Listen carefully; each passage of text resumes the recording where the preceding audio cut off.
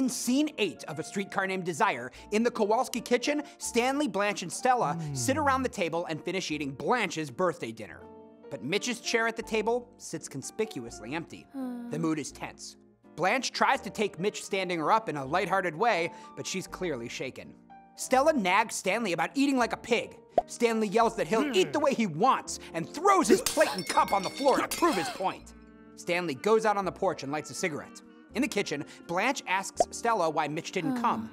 Stella claims to know nothing, but Blanche insists on being given an explanation before calling Mitch's house. Mitch isn't home. Blanche leaves a message for him to call her. Stella joins Stanley on the porch. He says, "It's gonna be all right again between you and me, the way that it was." Stanley says that he and Stella will be able to make love again like before without being inhibited by having Blanche in the next room. Stella goes back in the kitchen, followed by Stanley. As Stella puts candles on the cake, Blanche seems intimidated by her birthday celebration. Stanley complains about the steamy heat from Blanche's hot baths. Blanche insults him by calling him a Pollock. Stanley angrily tells Blanche to call him a Pole, not a Pollock. He hands Blanche an envelope, her birthday gift, which contains a one-way bus ticket back to Laurel on Tuesday. Blanche is upset and runs into the bathroom, where she's heard coughing and gagging. Stella scolds Stanley for treating her sister so cruelly. Stanley recalls how Stella viewed him as common when they first met, but he brought her down off her high horse, and then they were happy. Stella suddenly feels the beginning of labor and tells Stanley to take her to the hospital. Scene 8 contrasts both Stanley and Blanche's desires.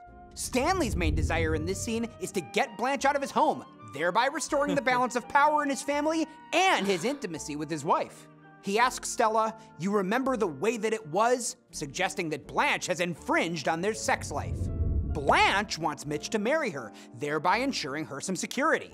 But when Mitch doesn't show up for Blanche's birthday party, her plans are disrupted. And when she receives the bus ticket, Blanche fears it's the final nail in the coffin in her dream of marrying Mitch. Williams again uses transportation routes symbolically. To get to the Kowalski home, Blanche took the streetcar's Desire and Cemetery to reach Elysian Fields, a route that represents Blanche's desire to escape her past, one which leads ultimately to her destruction.